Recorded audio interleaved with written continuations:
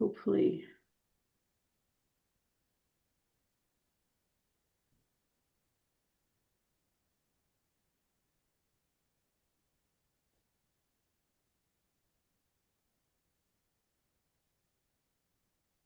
I think we are live, if I got this right. Yep, and I'm gonna start the recording. I don't see the YouTube. Oh, And oh, then, here we go. Yes. Karen, I'm gonna give you the host. Okay. Where are you? There you are. Make host. All Fabulous. yours. Thank you. Good to see you, Robert. And Thank- I will log off now.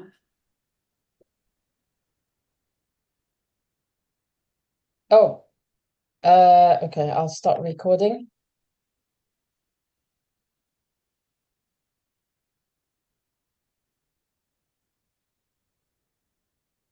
Okay, so let's get going. Hello, everyone. I'm Karen Shalev. Welcome to the Missing Persons Uncovered podcast. I'm a professor in missing persons studies at the University of Portsmouth in the UK. Caroline has previous plans today, so she will be back for next episode. In this podcast, we seek to understand the complexities of this global issue. Every year, hundreds of thousands of people go missing worldwide. In every episode, we talk to professionals to share insights into how we can all be more aware and take actions to protect vulnerable people in our communities and families from going missing. This week we have Robert Cox joining us. And before I introduce him, some kind of housekeeping notes. So, first of all, there will be a new episode every couple of weeks on a different topic with different professionals from social workers, police, researchers, and so on. If you're interested in missing persons and like the podcast, please subscribe to the YouTube channel or in any of the podcasting platforms. You can find the website or more information about this podcast in our website called Missing Persons Uncovered.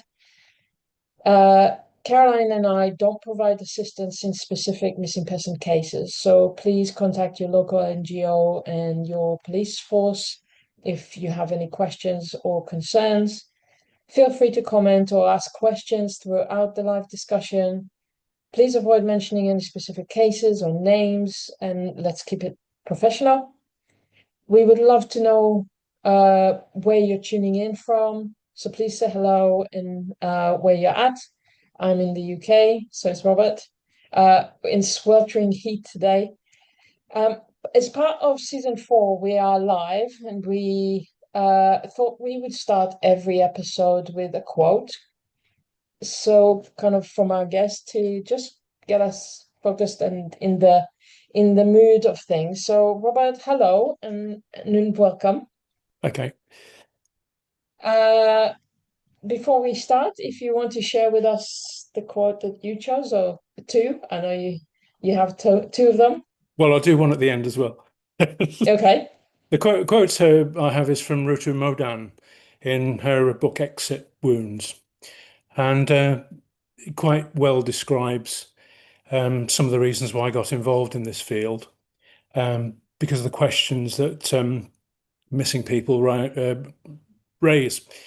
Okay, what she said is no relatives, no friends, nobody. Doesn't that seem strange to you?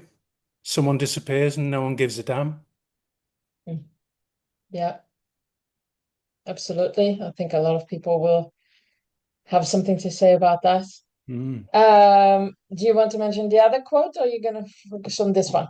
I'll put the other one in at the end. Okay. Um, I forgot to mention that we'll focus today on missing from hospitals, which is a topic that not many people necessarily think about when they first think about missing persons. So I'm really excited that we have the opportunity of highlighting this issue. One, because hundreds of people, if not thousands of people, actually go missing from hospitals every year in the UK alone. And so it is an issue. And let's maybe first of all just hear a little bit about you and give us a bit of background as to how you come to talk to us today about people going missing from hospitals. Right. I'm a retired professor of emergency medicine, retired in 2021. Now, I'm from Lincolnshire, which is a very flat county where most of your cabbages and potatoes come from. So I was born and brought up there, and then when I was 19, went to the Royal Free Hospital School of Medicine to do my 5-year medical degree. After that, I decided to specialise in accident and emergency medicine. It's called casualty in those days, but it's gone through various names. Now it's called emergency medicine, having gone through A&E.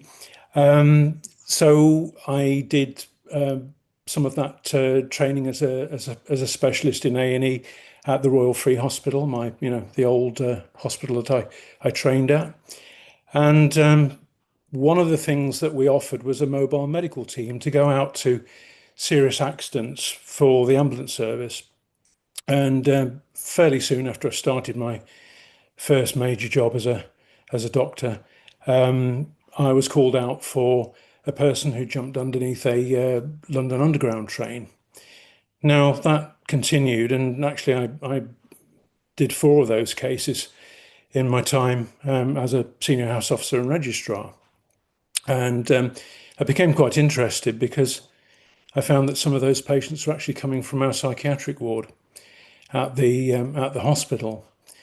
And I decided to do a larger study on this. So I collected data from 4 hospitals, my own plus 3 others that were adjoining our territory, and collected 106 cases. Now, some of them had data missing, so I felt it justified to bring it down to 100, which is a nice round number for the percentages, and found that 13 of those patients were psychiatric inpatients at the time when they had their incident, and 2 additional ones were actually killed within 48 hours of discharge from the hospital.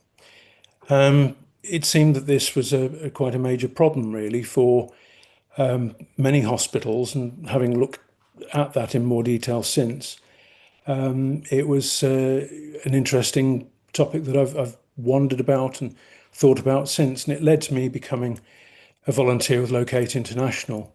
The charity, the motto of the charity is finding the missing and naming the unidentified.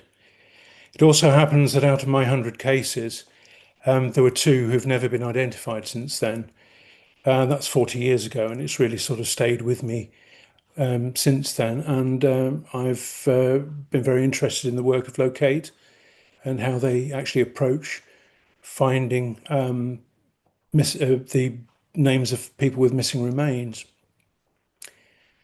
So that's me. And so that's you in a nutshell. And I like always to start off with kind of defining terms so everybody understand what we're saying, kind of the same language, I guess.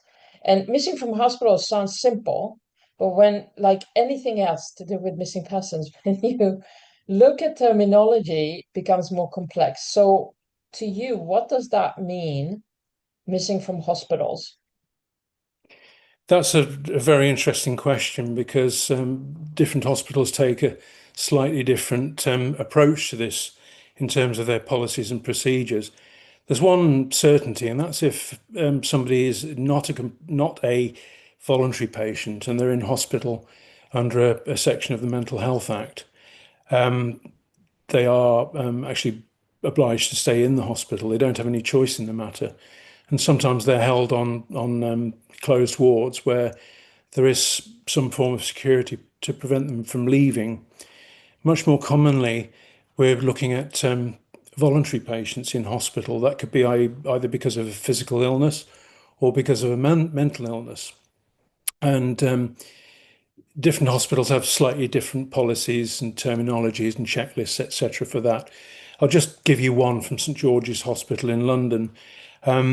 Basically, they define a missing person missing from hospital as one who can't be located on the ward and no information is available regarding their whereabouts. And secondly, they don't return to the ward within either an agreed or accepted time limit that's been set, or that it doesn't fit their state of health. Now, obviously, that also means that when the person's admitted to the ward, there has to be some sort of risk assessment to work out how vulnerable they are. And that should be done at the time of admission to the ward, long before there's a possibility of them leaving of their own accord.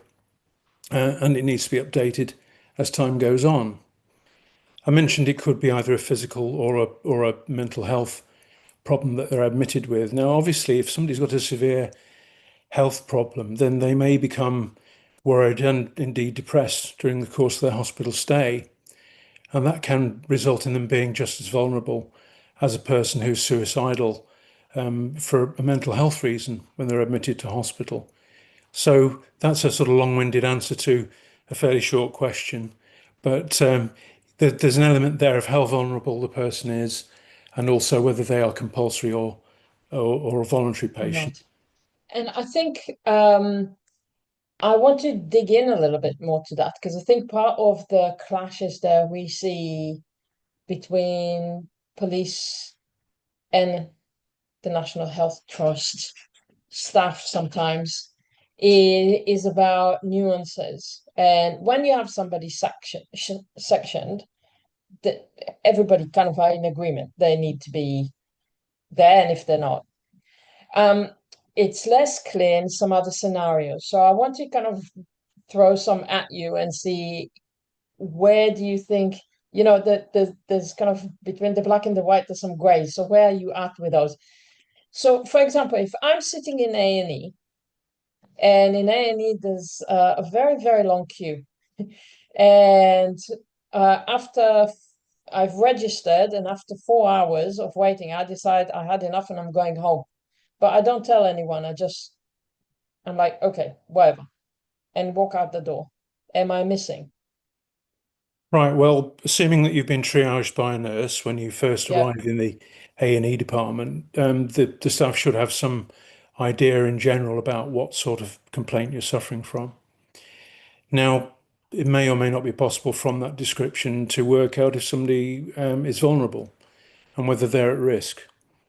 And I think the decision as to take any action would be based on that. Now, triage these days is much better than it used to be. It used to be done by the receptionist, to be honest. Or in the case of one of the Glasgow hospitals that got a bit of criticism for this, it was done by the porter on the front, the front desk. So yes, it would depend upon the triage information, and the nurses are quite skilled at doing that. If it was a minor cut or a minor illness, or they're just coming because they couldn't get an appointment with their GP, then I'd say no, they're not missing from hospital.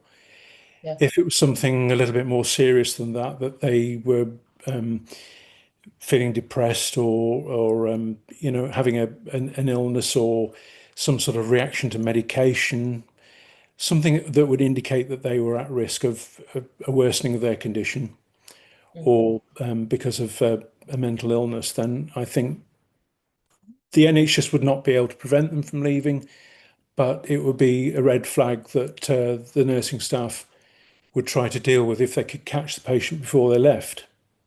Yeah.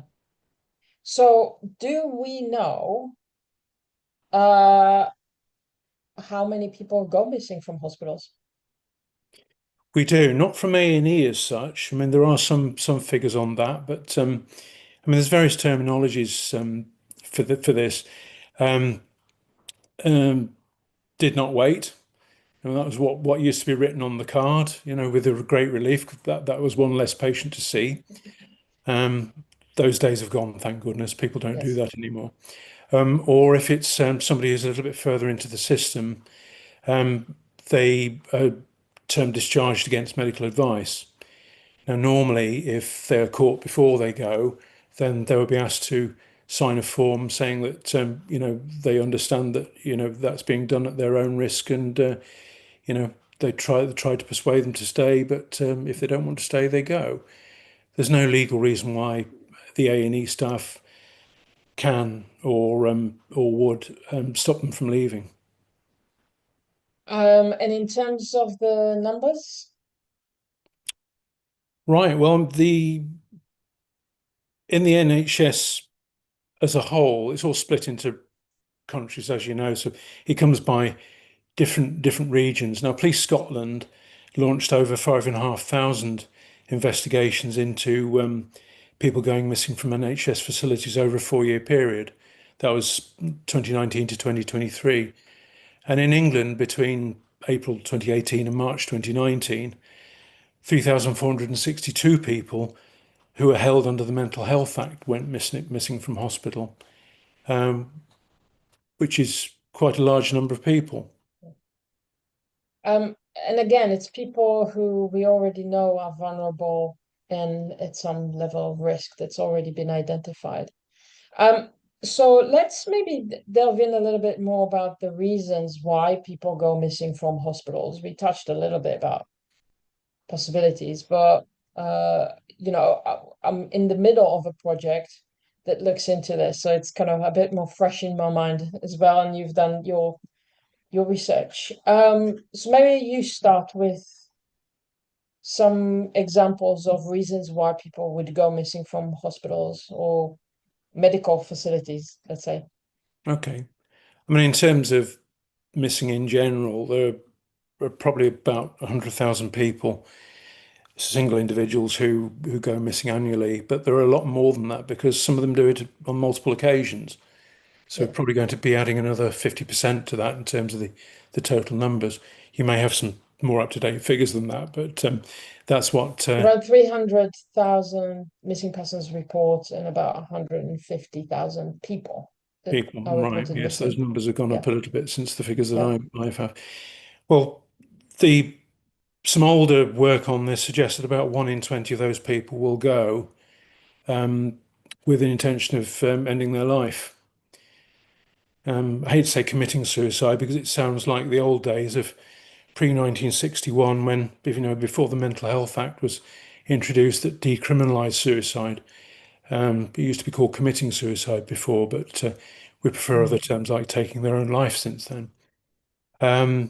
Yeah, so that's one of the biggest reasons we need to know about this, why it's important, is because suicide, particularly in people who go missing from psychiatric wards, it's not uncommon and it often results in suicide.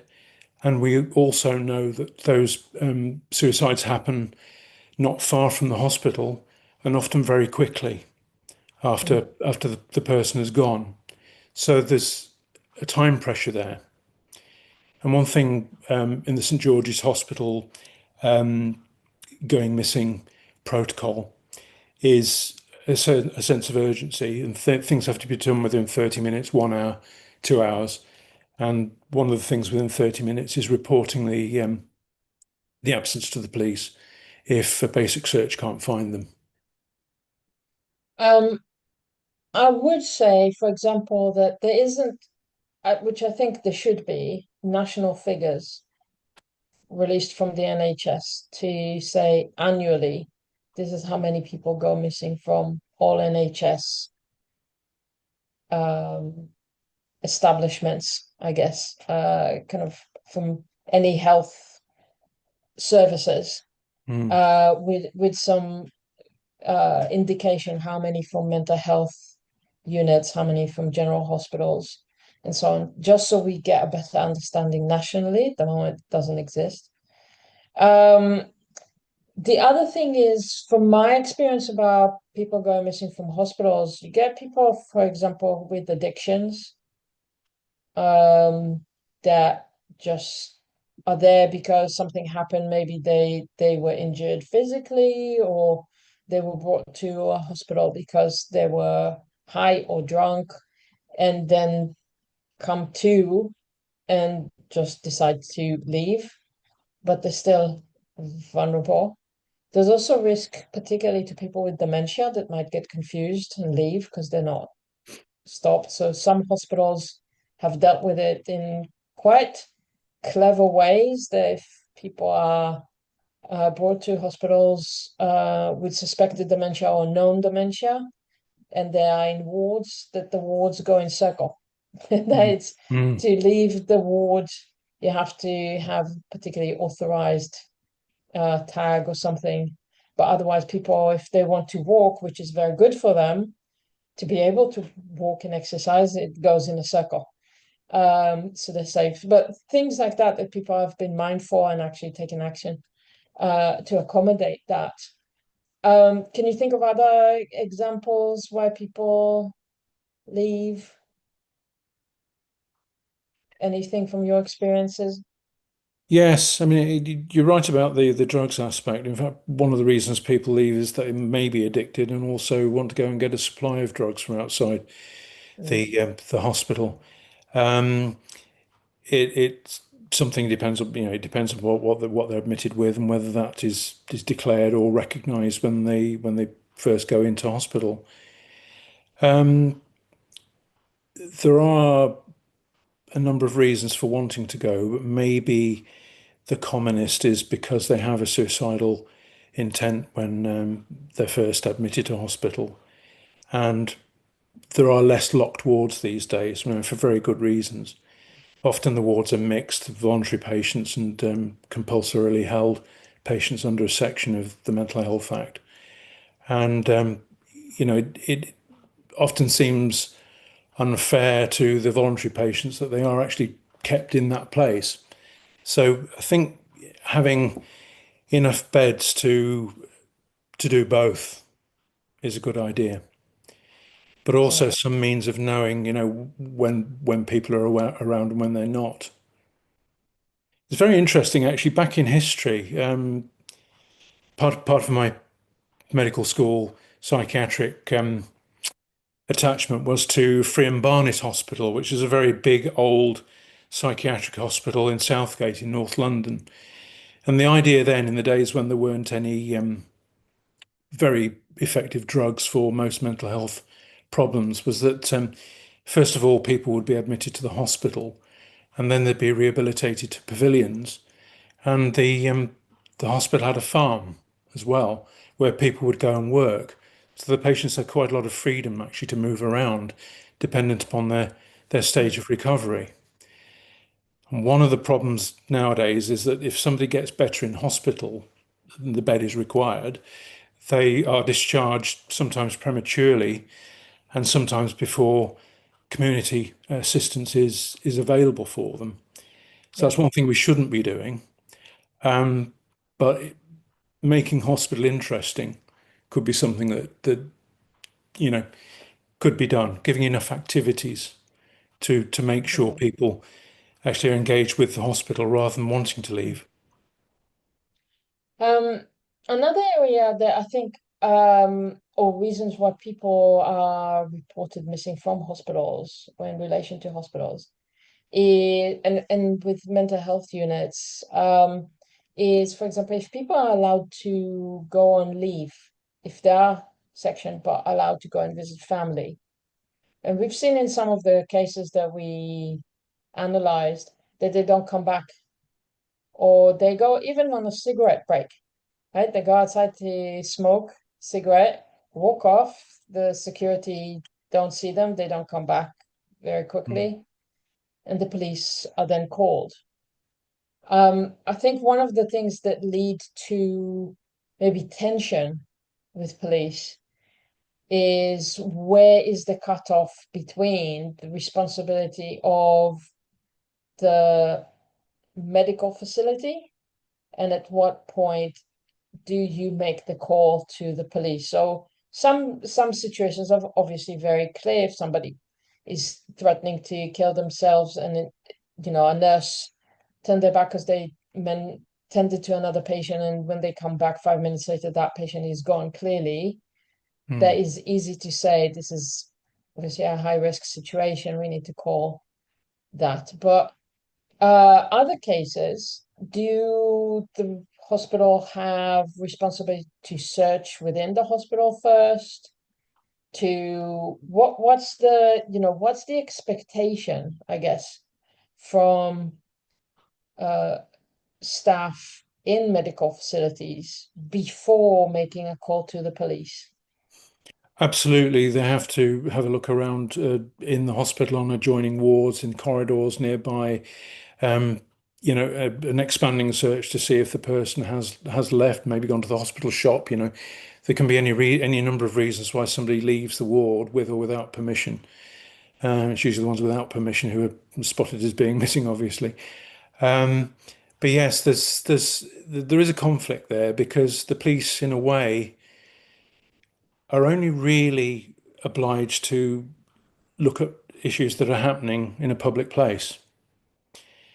Now, hospitals could be viewed as being a public place, but they're also considered a place of safety. So somebody is already in hospital, then it's rather difficult for the police to come in, and probably they don't have the time or the responsibility to do this, to go into search people for people.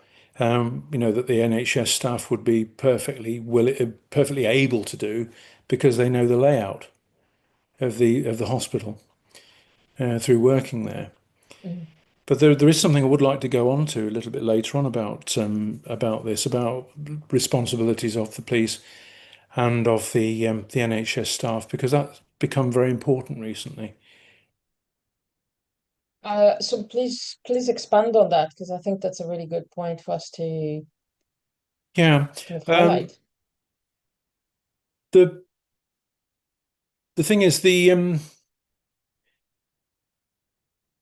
there was a problem in London in particular, where a lot of police time was being expended going to calls which were essentially mental health calls, where they'd been phoned by the public that somebody was behaving oddly or violently even, where the police have a power under Section 136 of the Mental Health Act, in all three revisions of that Act, to identify somebody who may be suffering from a mental health illness in a public place, who's either a danger to themselves or to others, and actually take them to a place of safety. Now, normally that place of safety would be a hospital.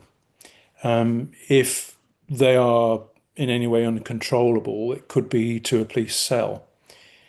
Now, there have been some well-known problems with that in accident and emergency circles, because occasionally the police may decide, or the nurses in the hospital might decide, that the patient is too violent to be admitted, and they get taken off to a cell. And the police surgeon is called, he goes, and then quite rightly finds out that the patient has hypoglycemia. They're a diabetic and they've got a very low blood glucose, and that's why they are behaving violently. Now, that's a risk to the life of the patient. So it's very important that the nursing staff in a hospital have the ability to call upon people who are trained in restraint. And I don't mean applying handcuffs, but a gentle restraint, with enough people to do that safely. And then they can find out what's wrong with the patient and give either the antidote to whatever it is they've taken, or if it's a diabetic in hypoglycemic attack, then they can give some glucose or glucagon to make that situation better and to calm the whole thing down. So Section 136 is the one that police officers can use to bring a patient to hospital.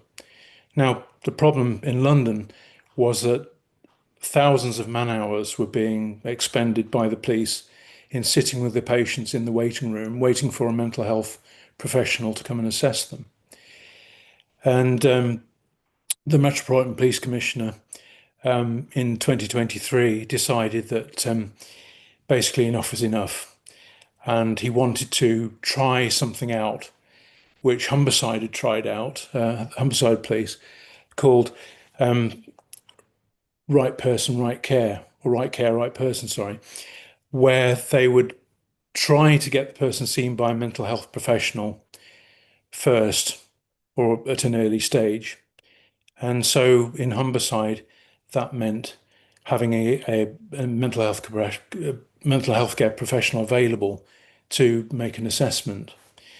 Now, Sir Mark in the Metropolitan Police decided that after a certain time, which was, let me just get this right here, after 1st of September 2023, Metropolitan Police officers would no longer respond to mental health related incidents unless a crime was being committed or unless the person was at immediate risk of their life or to causing harm to somebody else.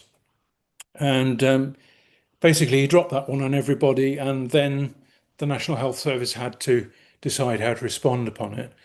So within about 6 weeks, they'd come up with a plan to do something about this with the right care, right person type of response.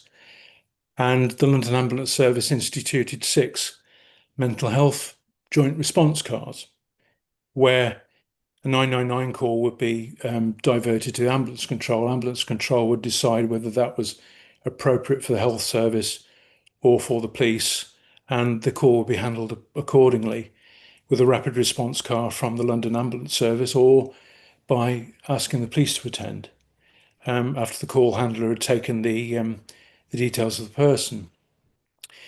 Now, I'll come to the controversy in a minute, but the upshot of that was that in the first 6 months of that being in place, Sir Mark reported back that there were 6,000 fewer police call-outs per month and a saving of 34,000 hours of police time. And when the London Ambulance Service looked into the cases earlier this year, after the scheme had been running for about 2 years, they found that there were 30,000 cases that they dealt with, and only 18% of those needed to be referred to the A&E department for further care, because the response car had a paramedic on board and also a mental health care professional, either a mental health care nurse, an RMN, or a psychologist or somebody with similarly approved qualifications under the Mental Health Act. That person would be side by side in the same car, and they'd be tasked at a rapid rate of knots to go to some of these incidents. Now, then comes the problem. The Royal College of Psychiatrists president flagged up that occasionally when somebody went missing from the A&E department or from the hospital, the police were not willing to go to the patient's address to try and find out if they were there as the first port of call, resulting in some A&E staff having to leave the department to go and visit the house. I think in London that wouldn't have happened. It would have been the ambulance service that would have gone to the address, but there was a complaint put in about that. And this year, the government decided to introduce a bill to give police powers to NHS staff to detain people in a similar way to they were under the Section 136 that the police use, and detain them and bring them to hospital. And a great deal of people in the health service and in the ambulance service thought that was a bridge too far. So I'll be devil's advocate because I know the argument from the police's side. Yeah. And given that they're not here, I'll put forward the argument in that. Let's see what you think.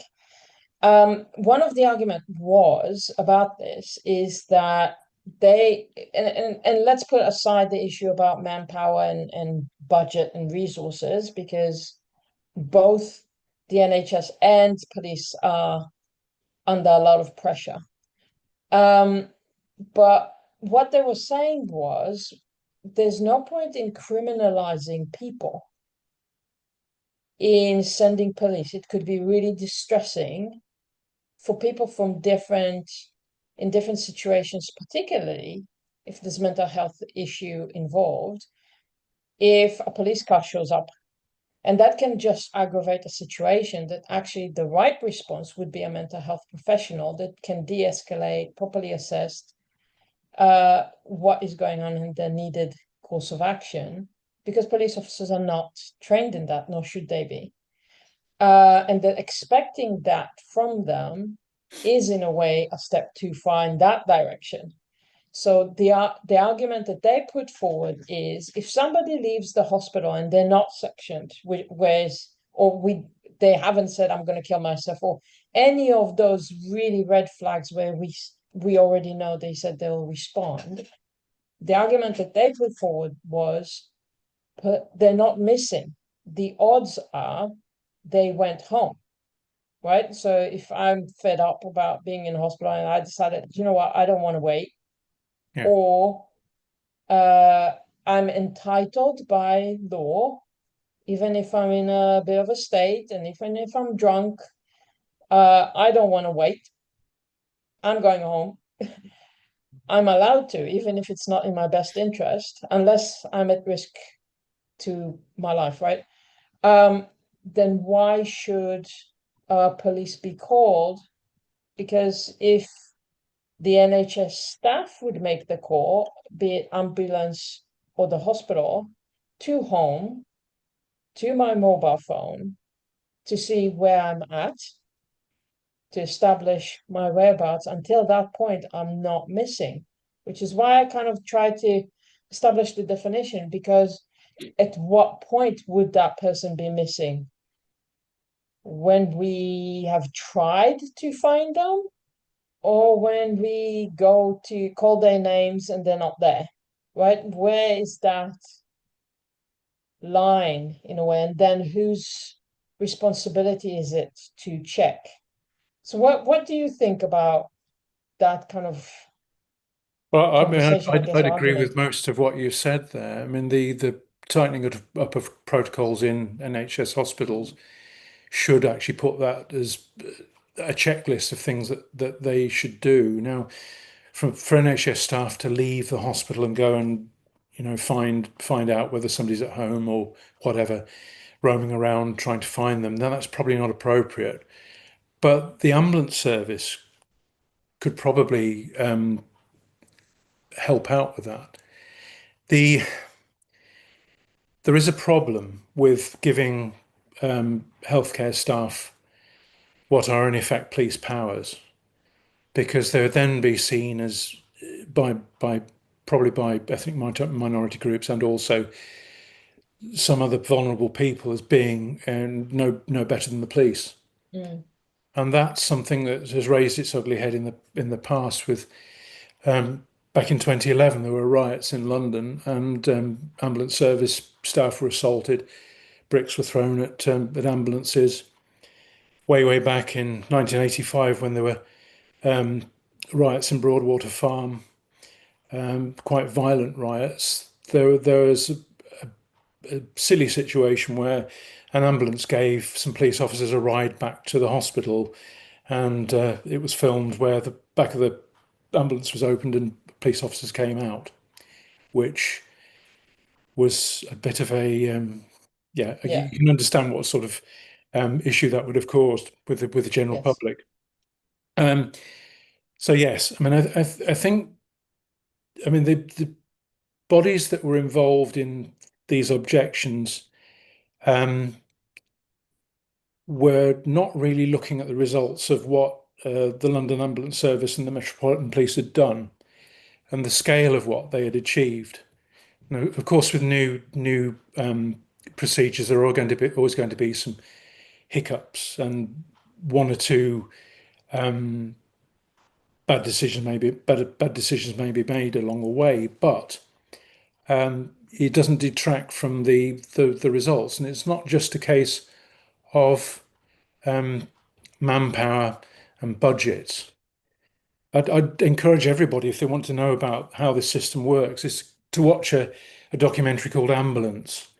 It's a Yeah, I BAFTA love it. award-winning documentary on BBC One that it's actually the first episode of the current series, and it actually covers the mental health aspects of healthcare and what the police do, what the ambulance service do now.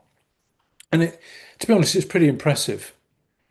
And I think, coming back to your points, I would agree with most of that. I don't think it's really necessary, though, to give healthcare staff those kind of legal powers. Mm. There's a because little the bit police, more balance to be found. yeah, the police will always respond. In fact, one point that was made by the London Ambulance Service was that they'd actually come up with quite a good understanding of what cases needed a dual response. And police would often come to the scene with the ambulance service. And of course, the mental health care professional on board the ambulance or in the ambulance car has the ability to get in touch with the mental health services, the clinic that the patient goes to, the hospital that the patient attends, and actually make arrangements for them. And it's not resulted in mass deaths due to suicide through people being left out. Which is, of course, was some people's concern, and that's really reassuring to know. Um, any knowledge in terms of how other countries fare in relation to dealing with people going missing from health facilities? Any cultural differences that you're aware of? Any variations in that? Because I'm sure this is an issue in many countries, if not all countries. Yeah, I mean, my expertise in this area really only kind of goes to what happens in the emergency departments. Mm. Strangely, there are very few kind of papers that have been written on this about the UK National Health Service, um, about people leaving A&E departments, for instance, and what the fate of those people would be after they go. A lot of other research has been done on why patients leave emergency departments and don't wait. And some of it's economical, because they don't have insurance or the insurance won't pay for the visit, particularly if tests are ordered and they suddenly just hop off because they don't really want the tests. Sometimes it can be, for other reasons as well. They want to get back to work. They've got childcare responsibilities. So that there are a lot of reasons why people leave, and those have been documented in Saudi Arabia, South Africa, Malaysia as well. There's some research coming out of mostly non-UK countries about this, and of course they have different systems as well. So there's really not very much there. I mean, the one missing persons system I am familiar with is Hong Kong, as I spent about 21 years in Hong Kong. Um, they have a good system. It's got better over time, in fact, because it suffered from many of the problems that we've described before that the UK NHS and police, used to suffer from. There are 5 basic police areas in Hong Kong, and each one has a dedicated team for looking at missing people. And they very rapidly gather together information about the person that's gone missing in terms of photographs, all their social activities to do with, what kind of social media they log on to, email addresses, all the circumstances of their disappearance and a good description of them. And they post that on a website pretty quickly after the person goes missing. One drawback that Hong Kong did suffer from was the fact that the border with China is quite porous to 3 million or so of the population who hold identity cards in China as well. And often they've got a family in China, they can go over to China, decide not to come back, but people in Hong Kong think they're missing. Right. And there are no overall statistics that you can find on how many genuine missing cases there are in Hong Kong, but they're very well documented, the ones that are reported. Another thing that we haven't touched upon is that years ago, and I think this happens less now, some police forces would not accept a missing persons report until 24 hours or 48 hours had gone by. I think that's probably not the case now, but I couldn't No, it's speak not for the all the case in the forces. UK. Yeah, Yeah, but there's still other countries where that is the case, yeah, which is unfortunate. it is. And it's very unfortunate for the relatives as well of the person Yes. that's gone missing. Very distressing that nobody will do anything.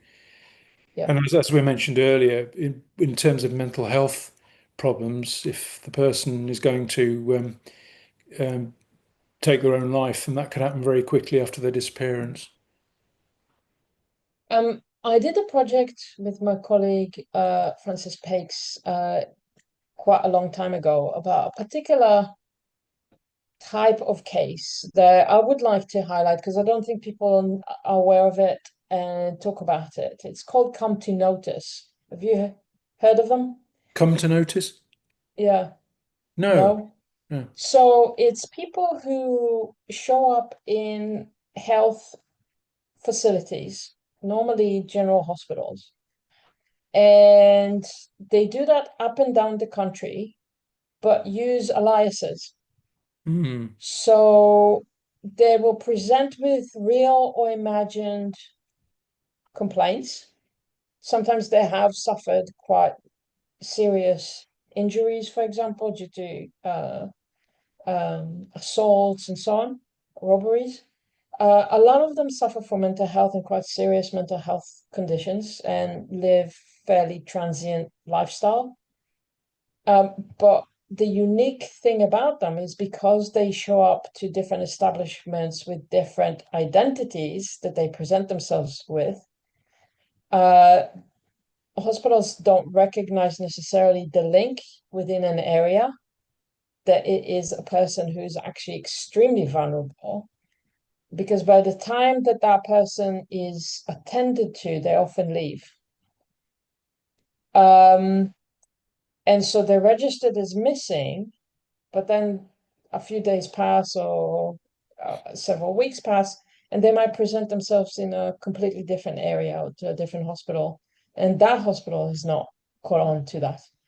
And so we did a study that looked at the most kind of 150 cases, and I think it's really important that hospitals are aware of it Mm. because what you need are photographs because they show up with different aliases. It's not going to be by the name, but it's photograph of people who may need real support by social services, mental health professionals. Yes. But hospitals need to link that together. And at the moment, we don't have that.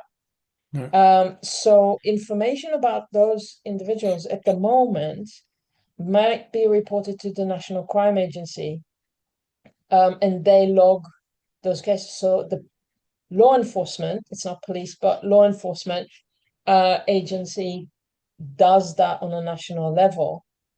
But I don't know how much they inform hospitals because it might be in one area, it might be all over the area, Yeah. the UK. So it's something I just thought I'd highlight in this platform for people who might come across that.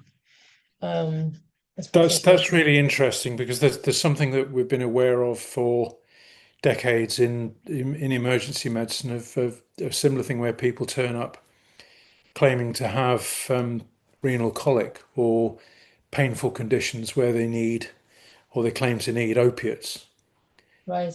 for injectable opiates, and what they're actually seeking is a fix, and they will go Yes. around with different names because there's no ID cards in the UK. Yeah. It's sort of relatively easy for them to do that until people pick them up. And I mean, hospitals don't maintain blacklists. I mean, it's often thought that hospitals will have blacklists of patients that they won't see or that they will report. That doesn't happen as far as I'm aware. No. But it's something that certainly has happened. People trying to game the system to get Yes. harmful drugs. Yeah. So it's something we're trying to highlight, I guess, not to blacklist anyone, but actually they need support. And so it is in that Yeah. service, I guess, is to give them the correct support that they need and possible intervention. So I'm kind of conscious of time.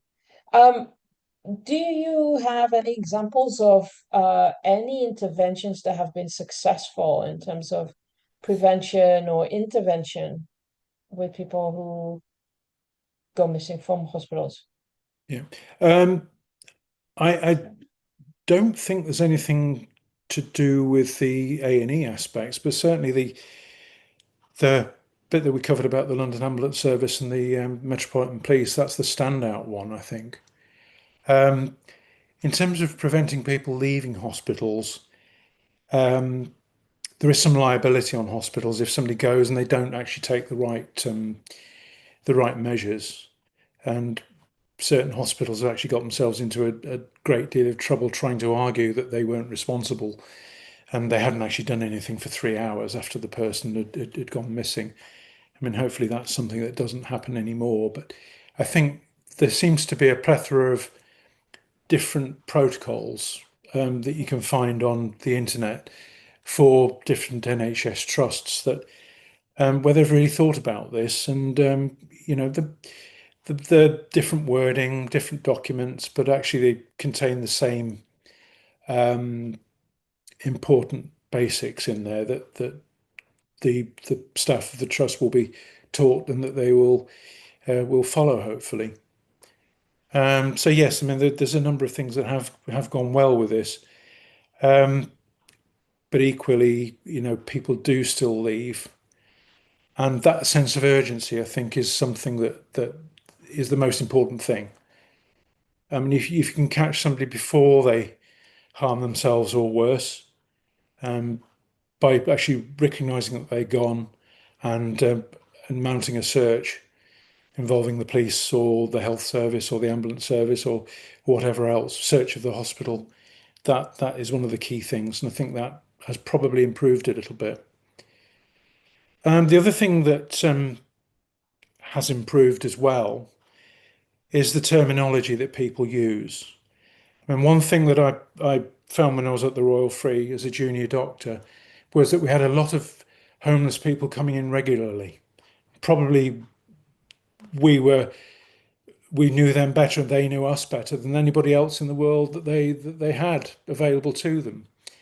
And once a year, somebody would stop coming. And the reason was it was usually in the winter time and that they would have died on Hampstead Heath because of exposure. And the police never told us about them being found. And there's a bit of a disjoint there between what happened in the community and what happened in hospital. There was a case, we don't have a name because it was an unidentified body, of a lady that was found on Hampstead Heath 3 days, well, the pathologist thought 3 days after she died. And this lady was 6'3" tall.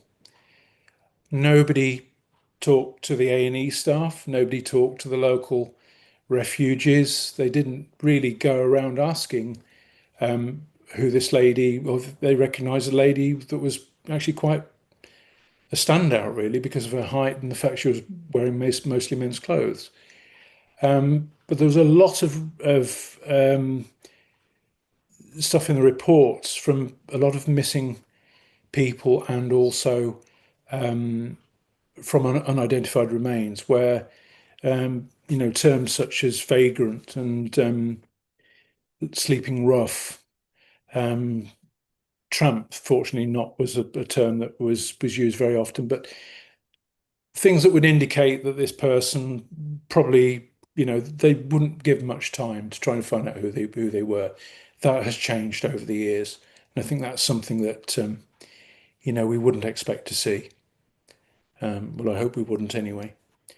So yeah, there are things that still could be improved, but I think things are going in the right direction. Yeah. Is there anything else that I've not asked that you want to highlight that we've not covered? I think we're probably about there with the things that I had on my list. We have actually done some research within Locate on matching unidentified remains with psychiatric hospitals and also bodies of water that either rivers or closed water places like ponds. And we've not only looked at unidentified remains, but we've looked at known cases. where we could try and find a story and to make a profile. And one of the things that's a very useful resource is the local press. And in London, there's a whole group of newspapers that will offer an archive of all their old press cuttings, usually the ones that have come in the internet era, rather than anything physical in terms of newspapers. But one study that we did that I led was of Hampstead Heath, because there was a cluster of cases right next to Hampstead Heath, which is next to my old hospital. And we picked up about 11 cases from there of people who'd been found dead on the Heath, Wow. all of whom were known and all of whom had a story. And we could work out from them how many had got a mental health problem in the background, who they were, what they were like. And the local press is often very good at doing that. It gives a bit of a personal feeling to the case, which you wouldn't get from anything else.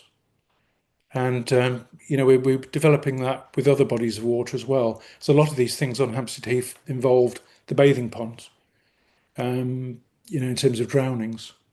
Yes. Yeah.